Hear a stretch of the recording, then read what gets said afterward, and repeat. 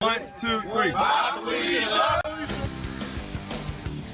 And now, it's time for another episode of the 12-Man Fan Jam Show. A show made by 12s from around the world, for 12s around the world. I'm Mozette, and here is your host and my dad, the self-appointed Reverend Moses of the St. Paul Island Church of Seahawk Positivity. Yes, thank you, Mozette. And HAWKY New Year, everybody. Welcome to episode 525, the Cardinals Part 2 edition of your 12-Man Fan Jam Show, as your Seattle Seahawks get ready to take on the Arizona Cardinals. And what can I tell you? Better dead than red.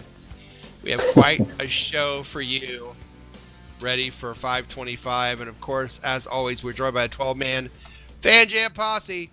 First from Married Old England, the yin to my yang, it's Matt. Hi, Matt. Good morning, Moses. How are you? Fantastic, Matt. How are you, sir? Well, I'm well prepared. I thought I'd better take a shit ball this started so that I didn't do an Eli Apple and have to announce it halfway through the show and just leave. Wow. That's a shame. That's a shame. That's a shame. No, it's not a shame. That's funny stuff right there. Also, someone else who's here and is always funny, and that is from the state of Washington. That is Dustin. Hi, Dustin. Hey. Kind of a weird week. We're not really in this position very often, having to root for another team. It's for Panthers fans this week, too. Yes, indeed we are. Indeed we are. I have a hard time rooting for Cam Newton, but I'm working on it. Yeah. And also, from the state of California, it is our own Statsman Mark. Hi, Mark. Hello, everybody. And yes, faith in Cam is, I'll take the under on that. Now, speaking of that, I just very briefly, I'm going to share with you, I'm an inaugural, I've dove into the sleazy world. I was explaining a pre-show of these Vegas people I've heard on the radio. And I'm going to cover very quickly the initial, the text conversation. These people don't like to be, talk on the phone much, apparently. Oh, no. So this is out here, I'm setting up the clip. So this is after I already lost the inaugural bet. Okay, so I've already lost a couple hundred with this guy. His next text is, "What's the line for the over/under on the Sacramento Phoenix NBA?" Right, and I said, "Look, my limit's already maxed. I'll have to start again Monday when the thing resets." And he said, "You had," his reply, "You had one $500 line and one $1,000 line." I don't know where you get that. I'm having a disconnect here, and da da da da da. So anyway, I love that I'm already catching a bit of grief for not following strict instructions. You're not following the rules. So if I go missing, guys, we know where you might wind up. The only name I have to give is Freddie. Okay. Freddie. Well, thank you. And Mark, there's no Christian names except on my end. But well, Freddie, we're glad you're here. Of course. Now, as you can tell, our Shadowhawk Will Newshound is not here. He is too busy dropping his balls at Times Square. I don't know what that means, but maybe we'll find out later. Gentlemen, let's get to the show, shall we? Michael Bolton. Boys, let's get to it.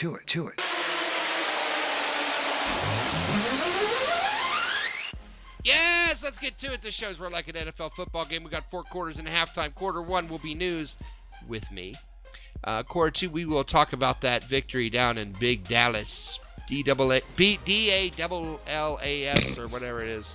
I can't even spell, but we'll talk about winning there. Even if I can't Sound spell it out. V-I-C-T-O-R-Y. That was our battle cry down in Dallas. All right. In case anyone wants to know, Dennis is a teacher. I'm just putting it yes, out. I educate. I teach English goodly. All right. Halftime is, of course, the best Seahawk-themed play-along game on the internet. A 12-man Fan Jam Show. Halftime trivia. The world. Of the world. Dustin won the last contest, which was a couple shows ago. So he's ready to defend, right, Dustin? Yeah. I got the answers already, and so let's. You already Googled. Good. Yeah. I got the message to you. Quarter 3 will be, of course, Cardinals info and how you can tell if you're a Cardinal fan. Or maybe a Cardinal fan. And, of course, we wrap that all together. Quarter 4, we do our predictions, our prognostications, and our game balls. Before we start, please like, share, subscribe to Seahawk Positivity YouTube channel. Join our Facebook group, 12-Man Fan Jam Show. We have a great game day thread on there. Also, some other fun stuff. We're also on Twitter and email. Let us know your thoughts there as well. All right, let's get to the first quarter and news.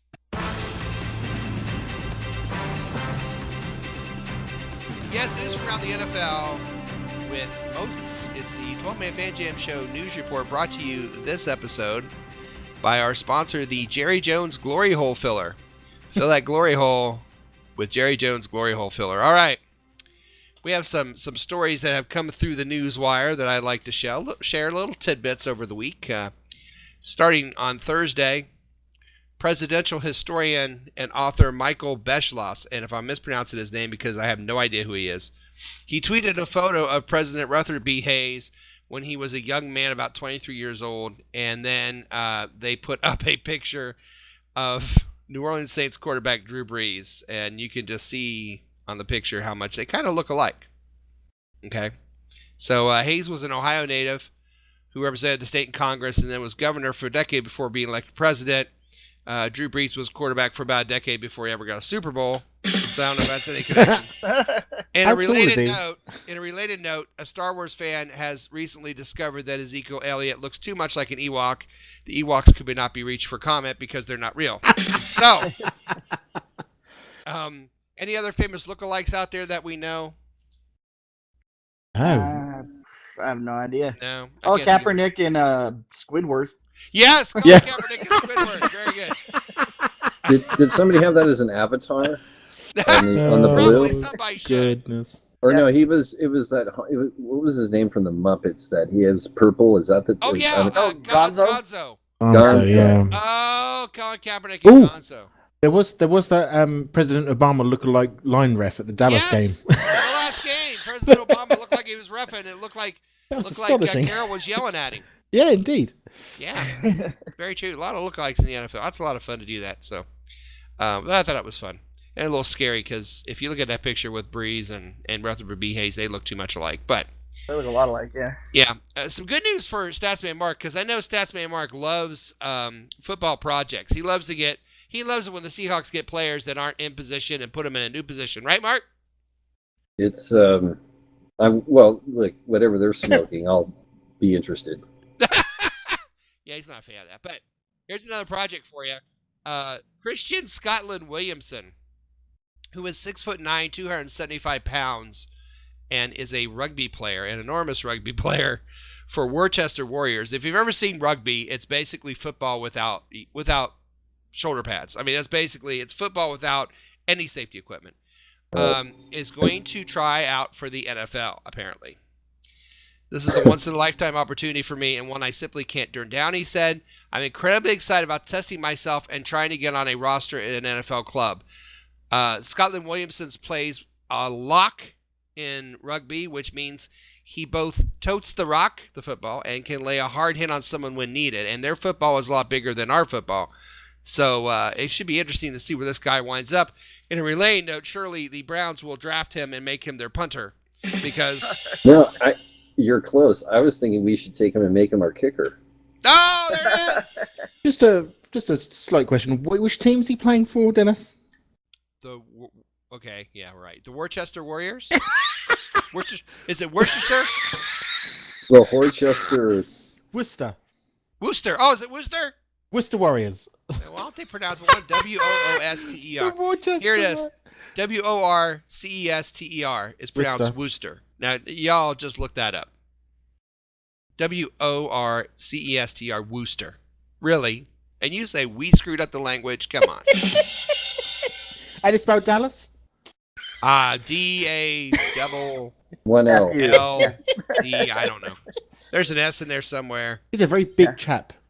Actually, yes, with that team, 6'9", 275, and he looks like Frank Clark, I think. He's a big chap. Yeah, It Frank sounds Clark. like a defensive end type size. Yeah, he does, but he can also the fact that he carries the football there, and it's a lot bigger than our football. I mean, put him in as a fullback and watch him run over people. I mean, gee whiz. like a cartoon, like this giant oversized dude just kind of walking over people. It's like, I know.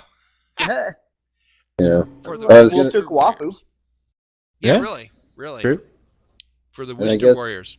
I guess after last week, with the Cowboys, you could drop one of the L's and add an S, right? That works. How about them Cowboys? That'd be a great bumper sticker. That would be. Anyway.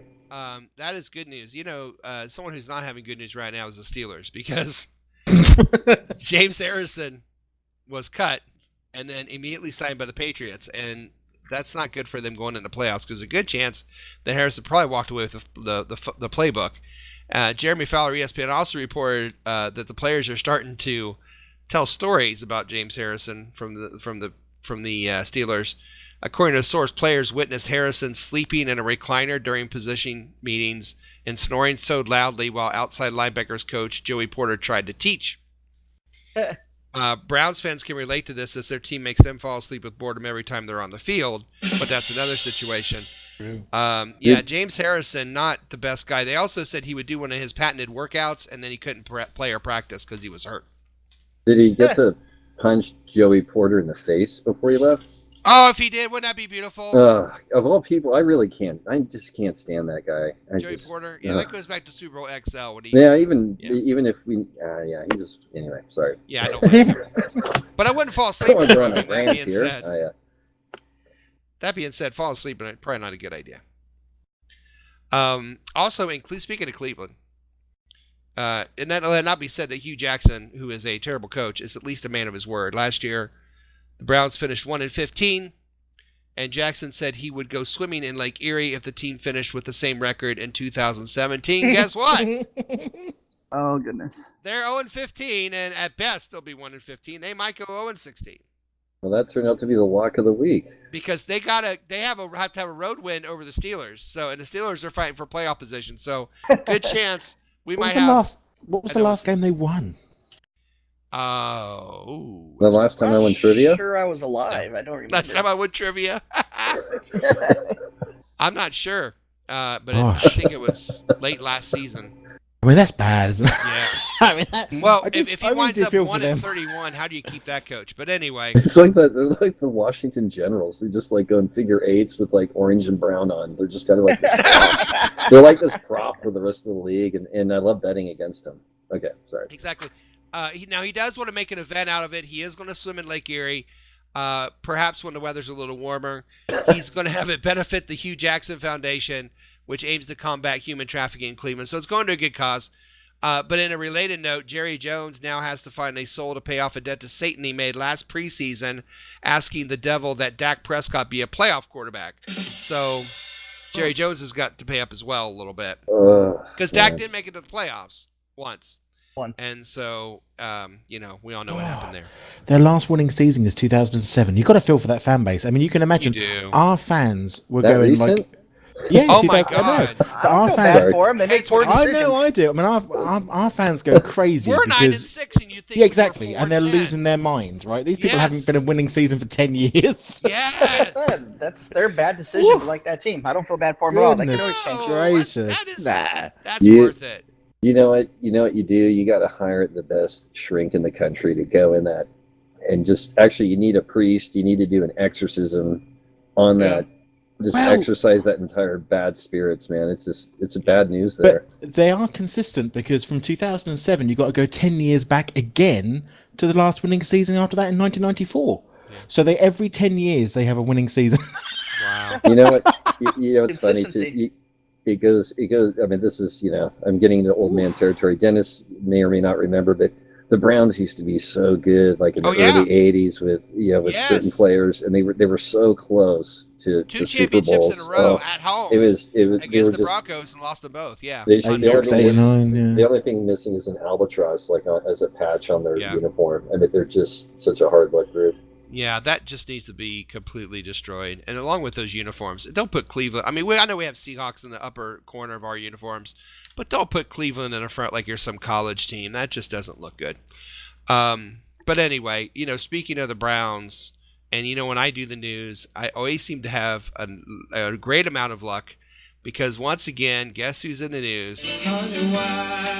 Jimmy Buffett is singing because it's Johnny Manziel in the news one more time.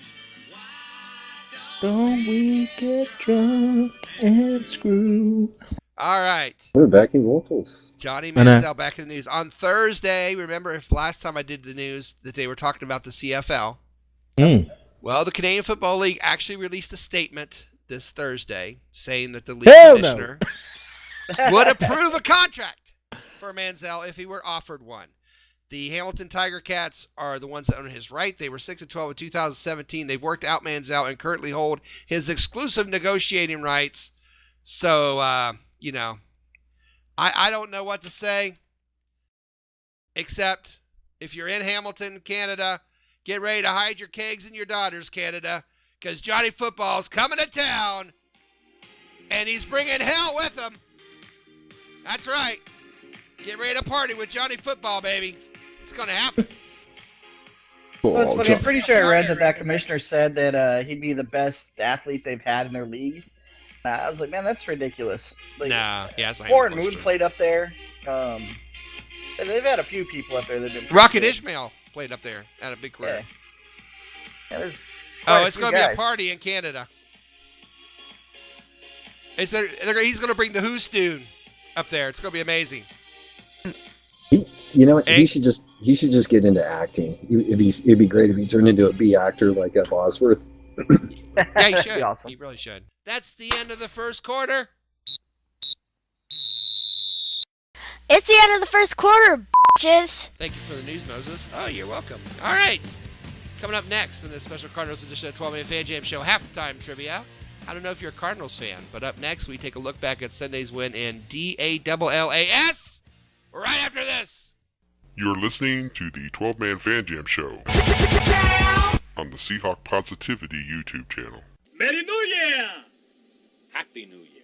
In this country, we say Happy New Year. Thank you for correcting my English, which stinks. Holy shit, it's the second quarter. Welcome to the second quarter of episode 525 of your 12-Man Fan Jam Show. It's the second quarter, and it's time to look back at the Seahawks win in Big D, in front of a Big D, if you ask me, but that's another story. We won't go there. We'll talk to Dustin first. Dustin, what are your thoughts on the Seahawk win over the Cowboys 21-12? That was just kind of a weird game, actually. I mean, ended up with more penalty yards and offensive yards, and Elliott was able to pretty much run 4 or 5 yards every time he touched the ball, and for some reason they decided to go away from him kind of in key moments. Watching Des Bryant flip out all over the place was fun. That's always fun. I love that he's all pissy about not getting the ball. Then he gets the ball and he fumbles. That's beautiful. That's pretty awesome. But yeah, thank God the defense stepped up. Those turnovers really helped because the offense they did not have it again. So, but yeah, it was just a weird one, but enjoyable because we won. Defense played very well. Go ahead, he Mark. needs to Google karma. Yeah. And, he does. Mark, that defense looked really good, but offense still having problems. well, I mean, and it's been that way most of the season. But this coming off a horrible loss and going in there and grinding it out. Hey, it went much better than I thought it would. I thought they had a shot at winning it, but it was really nice just to see the fight. And that's they need a little help, but this team has not quit all year. My frustrations, blah blah blah, or elsewhere, but this team continues to fight, and especially after the beating they took, it was really just good to see. It wasn't pretty, but it was just nice to see, and to hold them without a touchdown on the road. Hey. Yeah, that's big news. And I think it looks like Robbie Gould rubbed off on their kicker a little bit, right? Oh, yeah. Sorry. You mean Blair Walsh? Yes, or whatever. Yeah, That's exactly what I said when he missed too. I was like, oh, he walshed it. Oh. Ouch. I believe it was the first time that the Cowboys were held without a touchdown since Ezekiel Elliott's been on that team. Wow. Which Is is that counting suspensions or? Well, not counting suspensions. Oh, I guess when he's actually, I'd say, let me rephrase that. When he's there. That makes sense. So, yeah.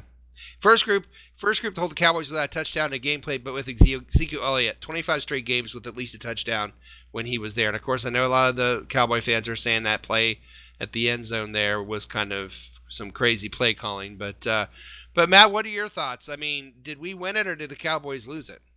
Well, we won it. No, I'm not going to take it. I'm sorry. We won that game Yeah, we because our defense stepped up and stopped them scoring a touchdown. It doesn't matter.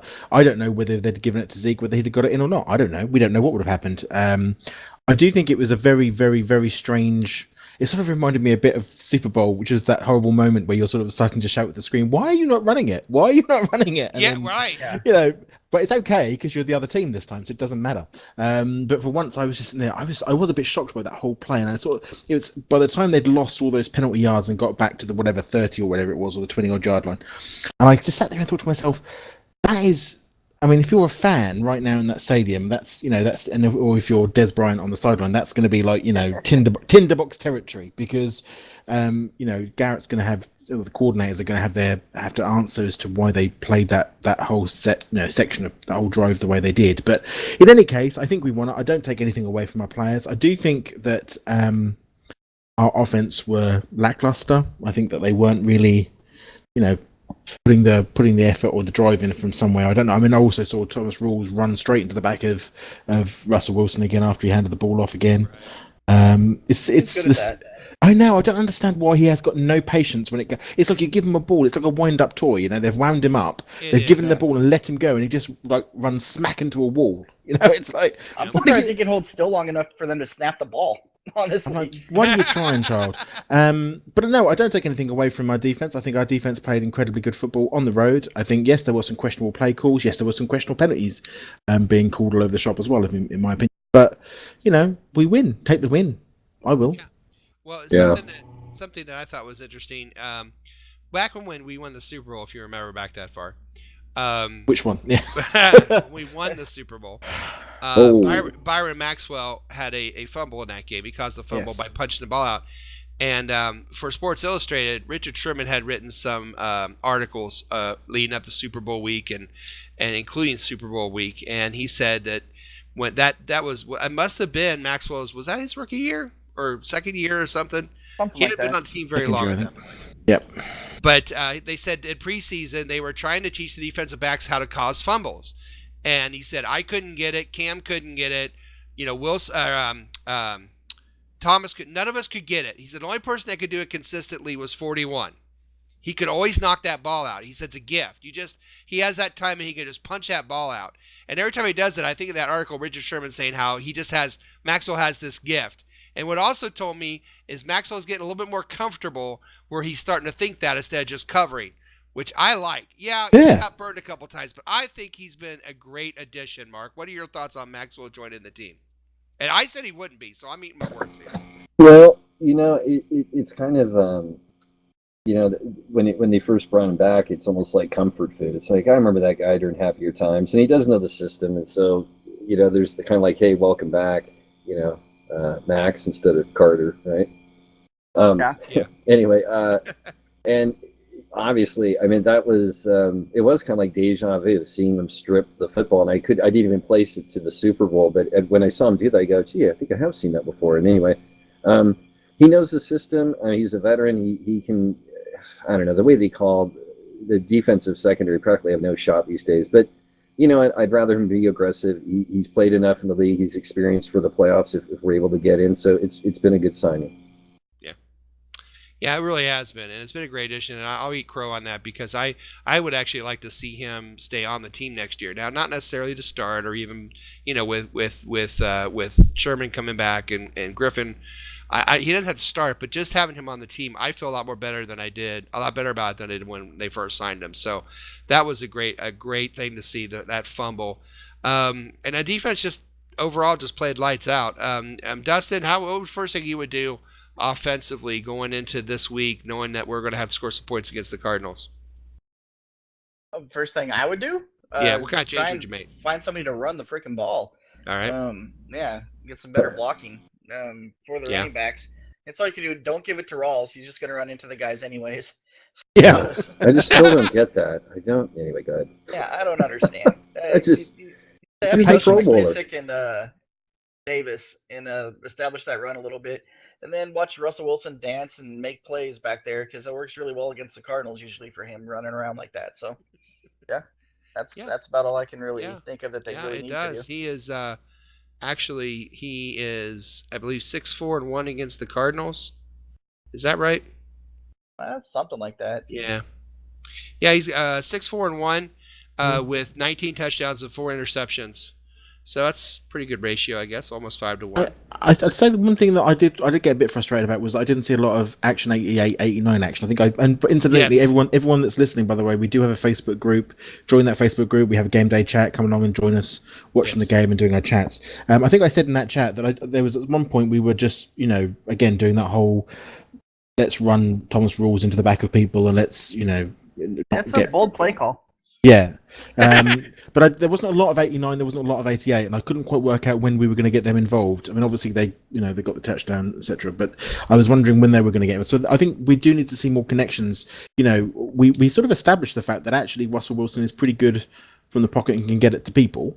Yeah. With his throwing arm. So this year the running games are right off. And I just don't think it's happening this year, guys. So we just have to, I think, rely a little bit more on his arm, and let's get 88 and 89 involved again. I think we have to have enough running just to keep them honest. I think is where Yeah, we're but at now. That's what's going to make the play action work. Yeah. So you definitely have to at least try. Just run it enough to be effective, and that's why they don't have to go for 150 yards. 75 to 100 yards would work, depending on when it happens and how it happens. So that's what I'm looking for from now to the rest of this season. All right. Well, let's stop there and let's go ahead because I'm anxiously waiting for Caption That Picture.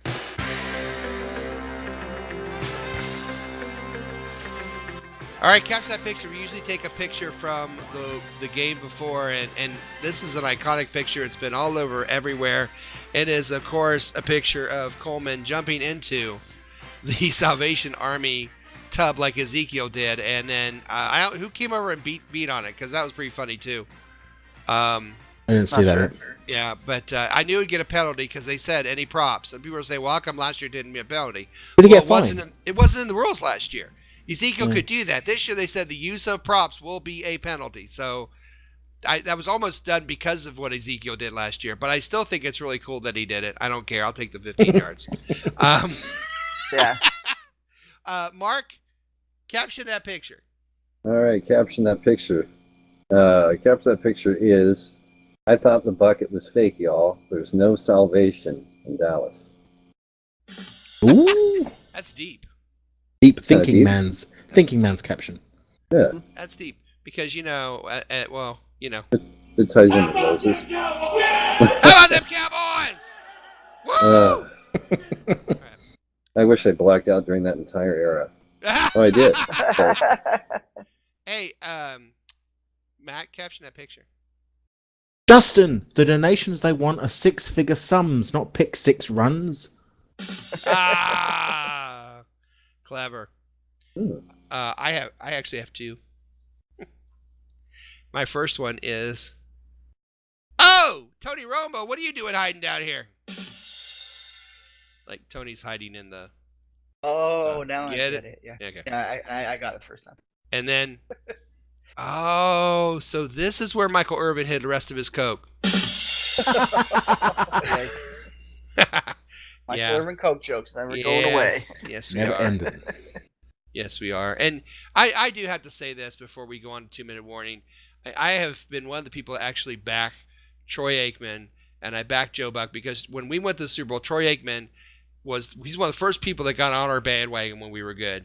And he brought up things at the Super Bowl that happened that were mismatches in our favor. And he said, look for this, this, and this. And that happened in the Super Bowl. But anyway, but people I know don't like him. They don't like Troy Aikman. They don't like Buck. And now I know why. Because that broadcast was absolutely disgusting. It was embarrassing even as a Cowboys fan. Because somebody said, well, yeah, you always talk about the Cowboys. And that's embarrassing if you're a Cowboys fan, because all he did was dish on the Cowboys for 15 minutes at the end of the game. I just thought there was like a member of the Cowboys team was standing there with a shotgun, just aiming at them, saying, If you can't do the games, Troy, I get it. You're an icon there. You were a great quarterback for that team. Don't do them. Yes, just decline. It's that simple. Say, look, man, I'm attached to this team. I get it. I understand why, but when it's a national broadcast, that was embarrassing. But it was great though, because as they were, as you know, when they started off and they were in the lead and they got all their field goals and stuff, and they were like, "Oh yeah, this is really good." Zeke's getting involved and la la la la. But as the sort of game went on, you could just hear that the whole getting commentary madder and madder was and madder. just becoming like just factual. Like he's got the ball, they've scored. Yes. Yes, and I was embarrassed for him. And he's a better guy than that. So please, if you can't do him, don't do him. All right, now let's go to our 2-minute warning. Holy shit, it's a 2-minute warning. Oh, 2-minute warning. It's time to check our posse prediction challenge from the game last week. First on the scores, Mark Ty Turner said the Seahawks would score 21, and they did. He gets 3 points. He also gets a point for the closest score. We had 21-17. It was 21-12. That's pretty good. Prognostications, 3 points to Jose for an interception. 3 points to Mike Pascal for a Graham touchdown, which was awesome, by the way. Game ball, I'm giving it to defenders. Jose, Little Mo, and Sassa. Mark had Wagner. He played a lot better. A point to Dustin for Clark, who played like a beast. Did. And a point to Will for KJ Wright, who also played like a beast. And the over-under was under. So a point to Jose, Little Mo, Mark Ty Turner, Mike, Dustin, Will, Statsman, Mark, and Moses. Being individual scores look like this from last week. Mark Ty Turner at 5. Jose at 5, Mike at 4, Little Mo 2, Statsman Mark 2, Dustin 2, Will 2, Moses 1. Scores overall, Mike at 43, Jose at 38, Will at 34, I'm at 28, Statsman Mark 27, Dustin 24, Little Mo 22, Mark Ty Turner 21, and Tom and Matt at 18. Meaning, going into the final game of the regular season, our score is Team 12, 142, Team Posse, 131. Guys, we got spanked this time. Wow. Yeah, it was close. It was a 2-point game going into that, and all of a sudden, what do you have to say for yourselves? Nothing. I No, hope you're actually, happy. amazingly, I've actually been climbing the charts over the last month, I think, in my points. Yes, you have. I was very low. I mean, just like trivia, single digits. There you go. Now, Anyway. climbing. And so's Little Mo. He was in last place, and now he's in 6th, or 7th. So, we're just going to keep playing these guys until we win, I think. We'll just have to keep asking them to come back every year until we win, but if that ever happens. All right. Yeah, that could be a Anyway, while. enough of that. Let's go to halftime. Holy shit, it's halftime. Yes, coming up, so much more show. Will the Seahawks end the regular season with a home win? Will the Cardinals spoil that home win? Does anybody keep a New Year's resolution anymore? Yes, all these answers and more just around the corner. But first, another fine edition of 12-Man Fan Jam Show Halftime Trivia. Coming up next! Hi, I'm Rosette, and you're listening to the 12-Man Fan Jam Show. Yes, it's halftime, and welcome to another fun-filled edition of the best play-along Seahawk-themed trivia game show on the internet. It's time for 12-Man Fan Jam Show Halftime Trivia. And here's your host, the self-appointed Reverend Moses of the St. Paul Island Church of Seahawk Positivity. Yes, thank you, Mia. Welcome to another fine edition of 12-Man Fan Jam Show Halftime Trivia. Off the world. Trivia game that tests the knowledge of both our posse and our listeners. Our contestants are the posse themselves, Dustin, Statsman, Mark, and Matt. And here are the rules. So here's how the trivia game works. There'll be 2 rounds of questions. Each contestant answers 1 question each round. If they get it correct, they get 1 point. After 2 rounds of questions, there'll be a final trivia question worth 2 points.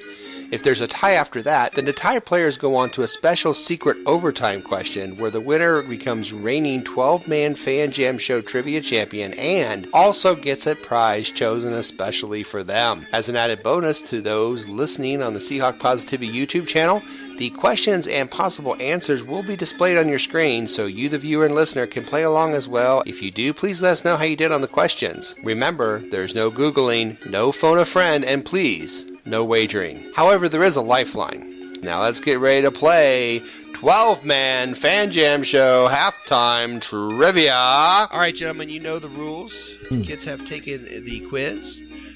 We have 2 rounds of 3 questions. 1 question is football. 1 question is about New Year's Eve.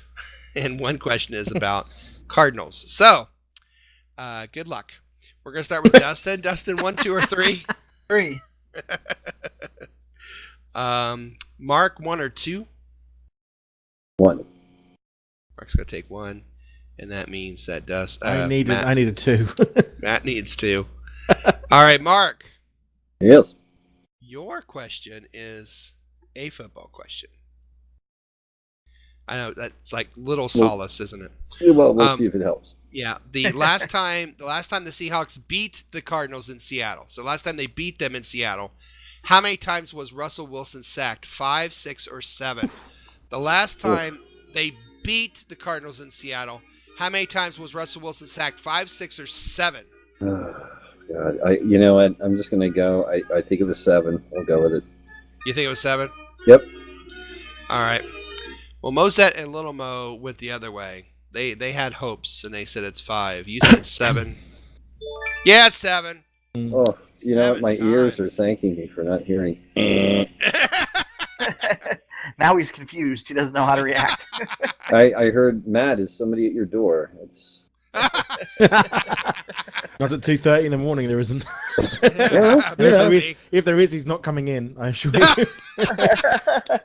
just tell him you've been detained. And Hey, Matt. Yes. The oldest cardinal bird on record lived how long?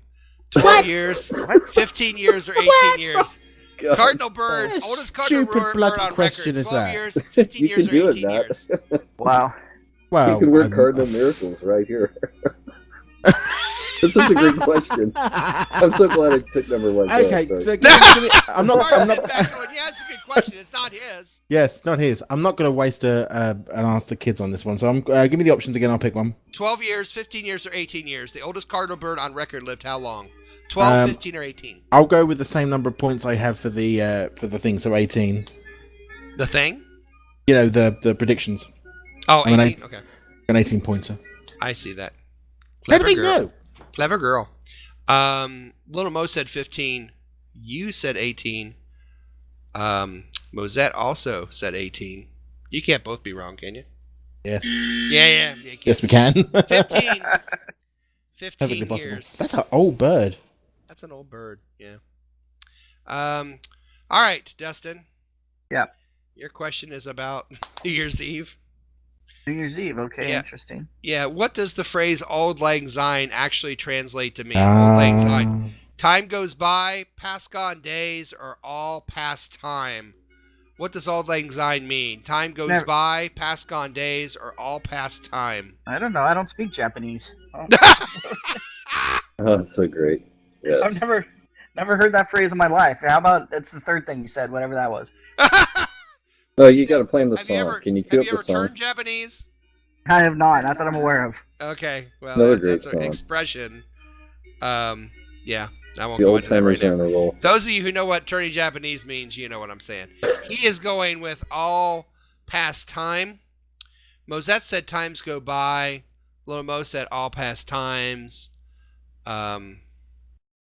Yeah, it's the first one. Time goes by is what Auld Lang Syne means. So, Old long since. Yep. or long since. Yeah, whatever. All right, so we go to our second section of questions, and Mark gets to pick 4, 5, or 6. Oof, oh boy. Let's see here, 5. Okay. Dustin, 4, 6. 6. And Matt will go with number 4. All right. Mm-hmm. Matt, yours is a New Year's Eve question. Oh shit. It's Yeah. about dropping balls. In what year did New York City first drop a ball to celebrate New Year's Eve? 1905, 1906, or 1907? Oh, I don't. No, 1905, well, 1906, 1907. well, I said I'd save my ask the kids, so I suppose I ought to really ask the kids All right. because they'll obviously Well, remember this, won't they? I can tell you this. Mosette looked over to me and said, I wasn't born yet. I said, I know that. But Mosette I and wasn't born Lomo yet. both said 1906, so I don't know if that helps you. No, I'm gonna go 1907. You do that all the time. Well, the kids Yeah. what? I'm not doing that. If both kids, my little rule, and this might help Mark. My rule is if the kids both go for the same thing, normally that's because they haven't got a clue, so they just guess. Okay. Whereas if they separate, then they might have a better idea. I'm Like gonna they go would with know little Mo. this. Like, oh yeah, this is yeah, Dad. this I is know totally one. their thing. Yeah, right. So you went 1907. Yeah, Yes. yeah. Oh, 1907. Unbelievable. Mark and Matt tied at 1. All right. Mark. Yes, sir. Your question is about cardinals. How many states call the cardinal their state bird? How many states call the cardinal their state bird? 5, 6, or 7? Wow. How many states call the cardinal their state bird? 5, 6, or 7? You know what? Another hunch, 5. Another hunch. Little Mo said 7. Mosette said 6. You said 5. Nah, it's 7. Illinois, Indiana, Kentucky, North Carolina, Ohio, Virginia, West Virginia. Did you run out of birds or something? Yeah, I guess. All right, Dustin. Birds on that one. Sorry. Time to tie everybody up here. You ready? Ooh. Well, don't tie everyone. Don't come from behind either. Here we go. In last year's game against the Cardinals in Seattle, how many times was Russell Wilson sacked in that game? 5, 6, or 7? Last year's game, which they lost 34-31 to the Cardinals. Amazing the kid's still walking, really. How many times was no Russell doubt. Wilson sacked? 5, 6, or 7? Oh, I'll say 5. Let's say 5. Yeah. Mosette and Little Mo also said 5. Bad sign. You said 5. Oh, no. Yeah. Yeah, it's a bad sign. It's 6. 6 times last year and 7 times the year before. We need to keep him from getting sacked so Wow. much. Yeah. Yeah, we do. That would be quite helpful. Well, guys, the score is Mark 1, Matt 1, Dustin nothing, and it is time for the final question. Question. All right. Final question, of course, is a number, high or low. What order will go? Dustin, Matt, and Mark. Oh, Mark, you get to do that. Oh, Mark. This could be the one. Get excited. Uh-oh. All right. Here's your question. Of course, Watch closest without going watch over gets 2 Dustin points. knows it's spot on. Everybody's Watch. over the closest gets I know. These are like All true right. faults back in high school. Are you ready? No, but let's do it anyway. Dustin. Yeah. The final question is this. How much does the ball that drops in Times Square for New Year's Eve weigh? How much does the ball that drops in Times Square for New Year's Eve, how much does that thing weigh? How many pounds? I would pounds, understand so- there would be Pounds, football that is questions. stone crap. Well, it's New Year's Eve. And I didn't think you'd Google that. No. How much does the ball that drops in New York Times Square for New Year's Eve weigh? How much? I don't know, man. It's heavy because they can't keep it up there. It always It's falls. heavy. I don't know. How much is a ton? How many- 2,000 pounds, I will tell you that. I don't know. It can't be that heavy, right? I don't know. I'll say it's 1,800 pounds. You're I arguing with don't know. yourself. 1,800 pounds. Matt! I'm in such a disadvantage because I don't work in pounds, I work in kilograms. So I've got to like sit here and think to myself, shit, how much is Piss how and much is- moan. Why I think- away? I Think think it's about kilograms and then convert. I think it's about 500 kilograms, but I don't know what the conversion will be. But I'll say 1,000 pounds. 1,000 pounds. 1,800 and 1,000. Mark. Wow. You know what? For some reason, it's got to be higher than that. So I'm gonna do the old-fashioned. Who's high, Dustin? Whatever. Yeah. Point 1801. I'll do the generic. 1,801! I'm gonna do Oh, the generic. Oh my Yes. goodness. I have to play the cheap card Well, with a P. gentlemen. The ball that drops in Times Square for New Year's Eve, New York City, weighs 11,875 pounds. Whoa. Mark! Oh, Woo! There there it are is! miracles, and boy, were we You're way under on dangerous, that my one. man!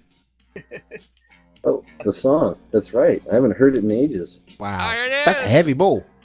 Yeah. How about that? Mark is our trivia champion! Yeah. Congratulations. Well, it's wow. It's been He's a long shocked. time coming. He's shocked. I am. I'm overwhelmed. I feel like Bevel when he gets something right. I'm just overwhelmed. Sorry. What a way to go out the regular season with a win from Mark. Unbelievable. I think you already mentioned it recently, but still, I can't even remember the answer to my own trivia question. When was the last time Mark won trivia until tonight? I will look that up Because- for you later, but not now. I don't even know if it's been this season. I don't think it has been. I don't think you won the season. I have to Oh my look. God, I avoided the Browns. For the season. Wow, I didn't even think about that.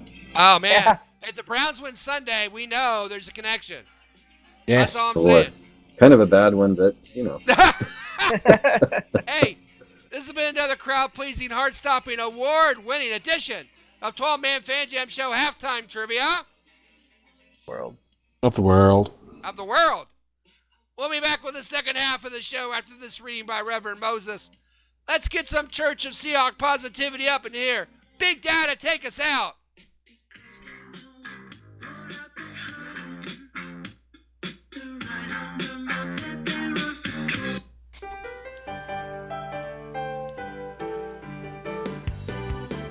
And now it's time for a reading of Seahawk Positivity with the Reverend Moses. Yes, this is your Reverend Moses of the St. Paul Allen Church of Seahawk Positivity, a reading from the book of the 2017 NFL season, chapter 16, verses 3 to 12. For now we stand tall, loud, and proud. We stand together within the one true power of Seahawk positivity. So as those 5-inch finches from the desert do then come into our land, they shall be swatted down. For they shall be sent back to their desert broken and defeated, and those within Seahawk positivity shall then continue to move forward, go forth and spread the good word of Seahawk positivity. Praise Largent, praise Cortez, praise Walter Jones, praise Kenny Easley, and as always, go Hawks!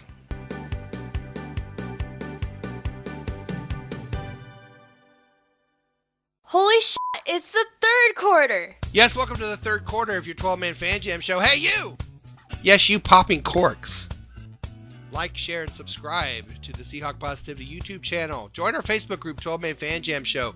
Do it now, before your countdown to the new year. All right. Now, as a public service to our listeners, we do offer some useful advice on how you can find out if you or someone you know or care about may be or is becoming a possible Cardinals fan. So the 12-Man Fan Jam Show proudly present how you know if you might be a Cardinals fan. All right, how to tell if you might be a Cardinals fan. I know this is the favorite part of the show for Matt, so I know Matt loves these. So, all right, how to tell if you might be a Cardinals fan. For example, if you own a stupid Kangol, you might be a Cardinals. You know what that is? It's that dumbass hat that Bruce Arians wears. It's called a Kangol. Oh, what's that? Yeah, if you own, let me try again. If you own a stupid Kangol, you might be a Cardinals fan. I thought All those right. were like fat ankles. Yeah, cankles. Those are Kangles. Okay. I know, Kangol. What the hell? Hey, you might be a Cardinals fan. If you think it's okay to root for a 5-inch finch, then, you know, you might be a Cardinals fan. Yay, finches. If your head coach seems confused over what a home game is, you might be a Cardinals fan, because he seems to think that the home game is this week in Seattle. I don't know why he would say that out loud, other than the fact that he's just a stupid-ass old man. All right. If your team plays in a stadium that looks like a giant bedpan, you might be a Cardinals fan. I've always thought that. Yeah. You put a bedpan and that stadium together, and they look the same. I'm sorry. I know it's a beautiful stadium, but it looks like a bedpan. And finally, if you can only dream of a Lombardi Trophy, you might be a Cardinals fan. All right. Not many of those teams left. All right. Let's see how healthy these teams are by turning to our own doctor, Dr. Dustin, with the 12-Man Fan Jam Show injury report. Dr. Dustin, tell us the news. Doctor, give me the news. Doctor. Yeah, for the Cardinals, they have a bunch of people who are listed as questionable. Nobody's ruled out. Most of the guys that are questionable are probably going to play, so it's really not worth mentioning other than guys like David Johnson's obviously not playing. He's on IR. Carson Palmer's on IR. Bethea's on IR, so, I mean, those are kind of key. Those are important, but they're as healthy as they're going to be. Do we know who their starter is? At quarterback? Yeah. No, not off the top of my head. Is it who I think it is? Blaine? No. Is It's it Blake? Stanton. It's Stanton? Yeah, I was thinking Drew Stanton. It's I was Stanton. hoping it was Blaine because, you know. Yeah, but no. His name is Blaine? Oh, that's a major appliance. That's not a name. Sorry. Sorry to interrupt. Go ahead. Please And continue. then, You may proceed. thank you, appreciate it. But for the Hawks, you got DJ Alexander still out with his concussion, which is bad that seems to be lingering. And same with Nas Jones and his ankle. He hasn't played in, 5 weeks, 6 weeks now because of his ankle. That's bad news. It's too bad. Luke Wilson tweaked his ankle in practice this week. He's a game-time decision for Sunday. Wagner's still dealing with his hamstring, but he's playing. Jokel is limited in practice. He's playing. And then Nick Van Ed has a back injury, apparently. He didn't practice a whole lot, so we'll see what happens there. We might be going into this game kind of thin at tight end. Yeah. That's not good, because, I was about to say, well, the thing about Wilson is we have Vanette back there, but now, a little iffy there at tight end. Yeah, too much techno on Thursday, I guess. Too much techno Thursday, yes. Yeah. That's it, man. That's it. All right. Short and sweet. That's what she said. All right. Thank you for that injury report. And now let's take a look at what the weather is going to be for the game by turning to a guy living in Europe. Yes, it's time for the 12-Man Fan Jam Show Weather and Fashion Report with Matt from merry old England. Oh, Matt. It's raining men.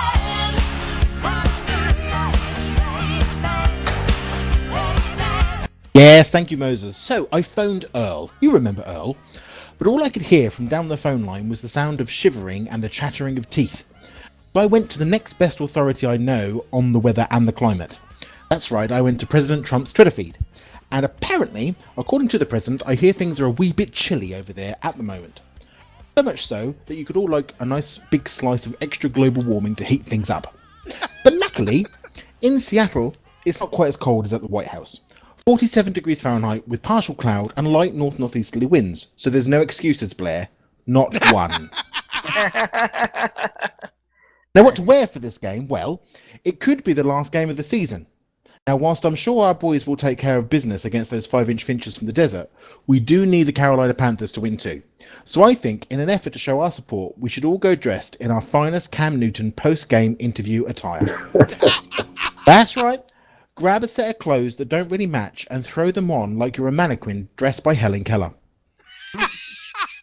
If you're still struggling, just think of something which is kind of a cross between Richard Roundtree's Shaft and a 1960s Pimp Daddy costume, complete with optional Jackie Kennedy Onassis sunglasses and a wide brim hat with matching cravat. But if you're still stuck, see if you can find any photos of Posse member Mark from back in the day. Yeah! Because you know Cam Newton is basing his look off the best vintage-looking token pimp daddy in all of California, our very own Mark. Oh, yeah. Now, as for me, me, if I was going, well, there really is only one outfit for me. As this might be our last game of the season, we need to make sure that we're alert and wide awake for the whole game. So no better way of doing that than dressing up as the Siren Mermaid from the Starbucks logo. Complete with long flowing hair, fishtail dress and a huge pair of fake tits.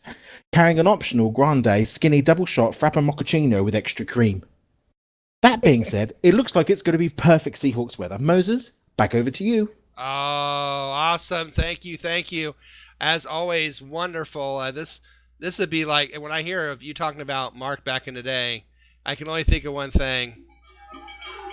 I can think of the Beretta theme song. See him walking down all pimped out, say right? it. I can say it. Oh, yeah. There goes Stats and Mark. This is bookie music right here. This is Beretta, man. That's you walking down the street, man.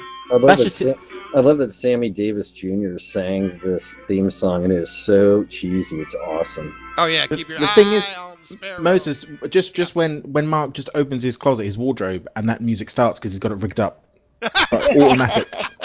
I totally believe it. Yep. Oh, that's great. Great injury report. Great fashion report. Yes, Mark? So, just one more thing. Someone has to have taken the still shot of Cam Newton kind of shying away from the fumble in the Super Bowl and superimposed him in a suit, in a lavender hat and a feather and the whole deal. That'd be so awesome. That'd be beautiful. That'd be perfect. Someone had to have thought of that. Somebody's got to make that happen. Either that or someone just made $1 million off me. Okay. That'd be awesome. And then, of course, we have Jose, who is a regular on our 12-Man Fan Jam Show Facebook page. Always likes to send us a question every week, and now it's time for his question because Jose wants to know. I wanna know what you're thinking. There are some things you can't hide. I wanna know what you're feeling. Tell me what's on your mind. All right, here's what Jose wants to know, and I'll go around the table here. We'll start with Dustin. Dustin, Is Justin Coleman the best trade the Seahawks made this season? Ooh. Trade. Ooh, gosh. Trade. That's a great question. Yeah. I don't know. I think Sheldon Richardson is probably to me, that's probably a better one because our defensive line has had a lot of injuries this year, and they've been kind of thin, and he's done pretty well. So I'd take the Richardson trade being the best one for the year for me. But still a good trade. And they wound up releasing Cassius Marsh, which was interesting. Yeah, that was interesting. So he was pretty much going for nothing. What about you, Matt? Do you think that the Justin Coleman trade was the best trade the Seahawks made? God, he asked some good questions. I mean, the best trade we made was getting rid of Jermaine Kearse, but I think is he the best? He's going to be up there. I mean, everything is so marginal when it comes to success. Is he our best? I don't know. I think he's pretty close though, so I'll say yes, just because. All right, Mark, what are your thoughts on the Justin Coleman trade to this point?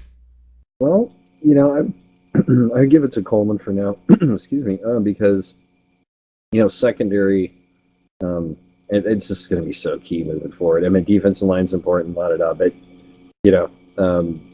it's looking promising. He looks comfortable. It's almost like a secondary CB safety at times. It's almost like a quarterback. Do they look comfortable what they're doing? Or are they kind of like, you can just tell when they're like faking it. Like I think I'm supposed to be here, and like, so he has good presence, and it was a great catch because that was just off the turf, wasn't it? Yeah, yes, it was. Yeah, I mean that was those things get dropped 9 out of 10 times, and so it was a great catch, and it was 6, and that's the kind of momentum we'll need in the future, especially on the road. I really like him. I don't know. That's a really tough question. I'm going to answer it because Jose sent it to us. I think I'm going to go ahead and go with Richardson, but not by much. Just from the fact that Richardson's presence, if he's not put up numbers, but his presence is still, we're still getting his presence on the defensive line. He's getting single, double teamed. There's still that the things that don't show up in the stats thing. But the same with Justin Coleman. I mean, I think he's doing an outstanding job playing. I'm happy we got both these guys right now. But I think between the two, I think Coleman will probably be the one that comes back next year between the two. But I'm going to have to go with Richardson, but not by much. I think it's a great question, Jose. Thank you.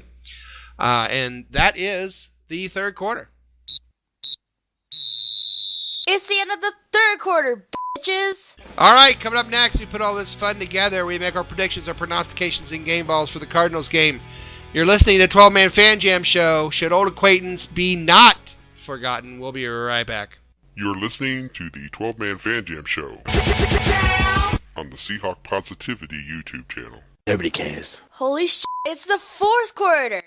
Ah, yes, it's time for the fourth and final quarter of this episode of 12-Man Fan Jam Show. In this quarter, we make our game score predictions, our prognostications, and of course, our game balls for the upcoming game between your Seattle Seahawks and the Arizona Cardinals on Sunday. Late game along with the Panthers and Falcons. Huge game for the Seahawks as well, of course, if the Panthers win. The Falcons are knocked out, and if we win, we are in the playoffs. So we'll have to see how that goes. Unfortunately, we'll have to be monitoring that at the same time. So the look at the numbers for our game, Seattle is a 9-point favorite, and the over-under is at 39.5 for our purposes. Disclaimer, these numbers have been presented for entertainment purposes only. The 12-Man Fan Jam Show does not endorse betting on anything at any time. Please do not take these or anything we say on this show seriously ever. All right, our picks, let's start with Team 12. Jose said, I've had a premonition that while Russell Wilson is throwing TDs, Matt Ryan will be throwing interceptions. With that being said, I'll say 20-10. Prognostication, we get a sack, fumble, and game ball to Russell Wilson, and the Falcons will be deleted from the playoffs. All right. Tom says, last game of the regular season, and I think we go all out with a bang. 42-7 Hawks. Ooh. They'll repeat the drubbing they gave Denver in the Super Bowl. Wilson will throw for 4 touchdowns. Game ball to Graham, who gets 3 of those. Wow. Little Mo says a message for Bruce Arians, if you're listening, Bruce, and I know he is. Little Mo says, I hope it's loud and breaks his little old eardrums. That's from Little Mo. I hope so, too. 32-10. What, Mark? No, go ahead, sir. No, 32-10. Seahawks with 4 sacks, and Clark is his game ball. So I hope it's loud and breaks his little old eardrums. I do, too. Mark Ty Turner, the Cards are 3-1 at the Clink under Arians, but 2 of those Hawk losses came when me and my curse were at the game. Wow. I won't be there, so we're in good shape this week. Hawks 37, Cards 10. Game ball to Bennett for constant pressure, along with a couple offsides calls. And defense gets 2 scores. All right. Mike Pascal, game prediction. Seahawks win 24-19. Prognostication, a twofer. The record continues. Russ has all touchdowns and most rushing yards. Game ball to Wilson. Before I go on with the posse, a friend of mine, Jimmy Foreman, if you know Jimmy, who's actually a drummer, is playing right now as we speak, I think, at a gig. But anyway, Jimmy posted this, and I wanted to share it. It says, by the way, in case you're wondering, only 8 teams in NFL history have won 10 games or more in 6 straight seasons. Hawks are going to try to be the 9th in history. So keep that in mind. Our team will. Seahawks 27, Cardinals 13. Prognostication, Seahawks call for a fake punt or a fake field goal at some time in the game. Game ball to Deion Jordan. Interesting. Statsman Mark, talk to me. Well, here we are, week 17. It's on the line. I mean, the motivation should be easy. The last time we played at home, it was not good. And you know what? They're going to rebound. They shouldn't go in automatically assuming anything. But this is a Cards team that does have, it's a division game, and those are always an X factor. And by the way, the oldest Cardinal ever is Bruce Arians. Correct? Anyway, and by a long shot. And you know what? I'm calling this one 30-20 us. My prognostication: we are only going to punt the ball 3 times. Ooh. Entire game.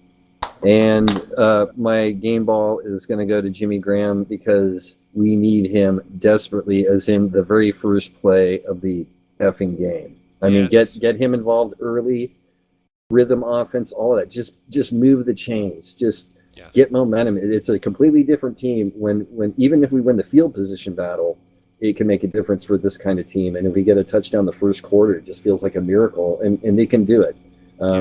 We'll take the win, and then we'll hope for the best. And I just love like Cam.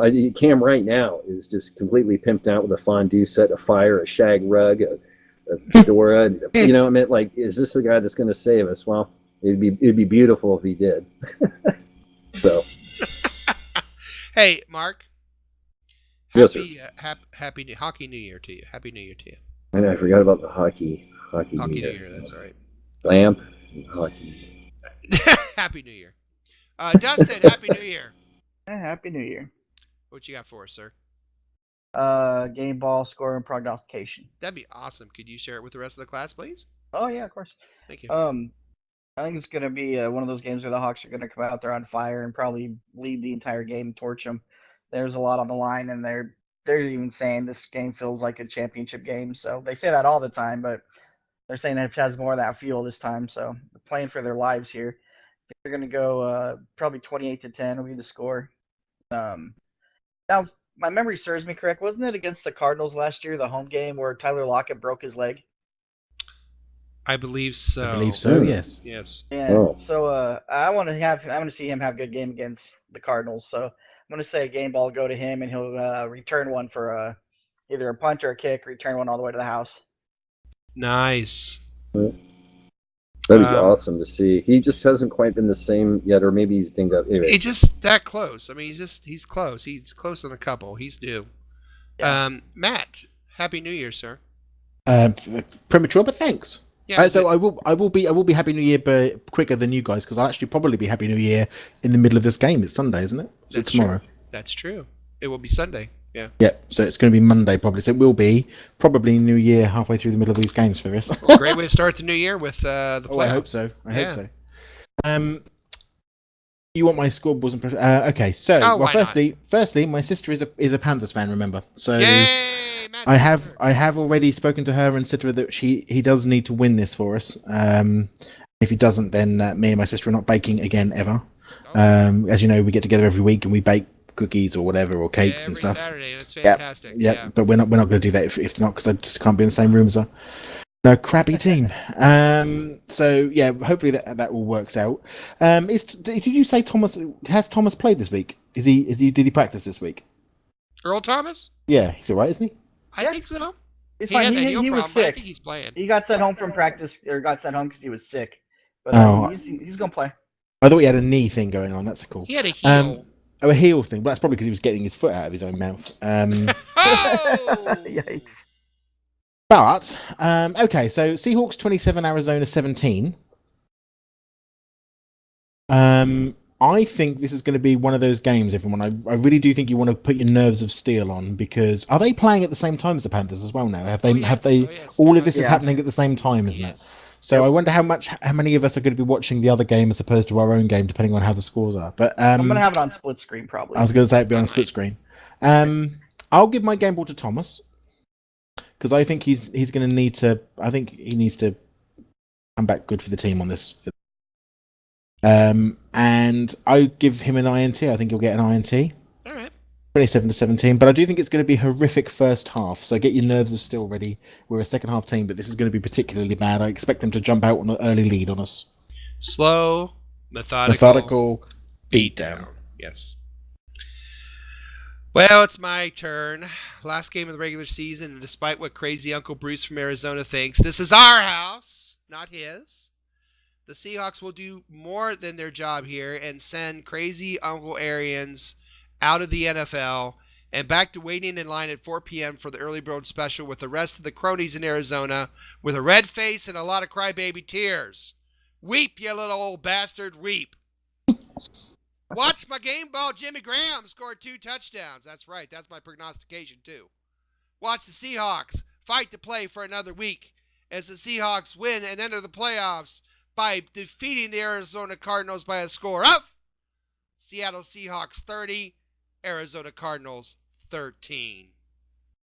Well, it does look like it is once again time to bring another wonderful and amazing 12-man Fan Jam show to a sad close. We are so glad you decided to waste some time with us, and we certainly hope you laughed a little and maybe you learned a little something along the way. What did we learn on this episode? Well, we learned that some quarterbacks look like old U.S. presidents. Some running backs look like Star Wars characters. Wicket. Looks like Wicket. Looks like Wicket. We learned that Mark may be on the lam soon. So praying for him. Because he's probably wanted for murder. Probably. Probably going to want to leave the country. Dustin doesn't speak Japanese, apparently. Moses doesn't speak English, apparently, when it comes to pronouncing cities in the United Kingdom, as Matt was quick to point out. And finally, I can't spell Dallas. So, on behalf of my partner in crime, Matt, our Newshound Shadowhawk Will, wherever he is, Statsman Mark, Dustin as the Beaver, Roger Goodell, Mosette, Little Mo, Guy Lombardi, Sheila McRae, Art Gardy. Good night, everybody. Go Hawks! Go Hawks! Playoffs next week for the Seahawks. Playoffs?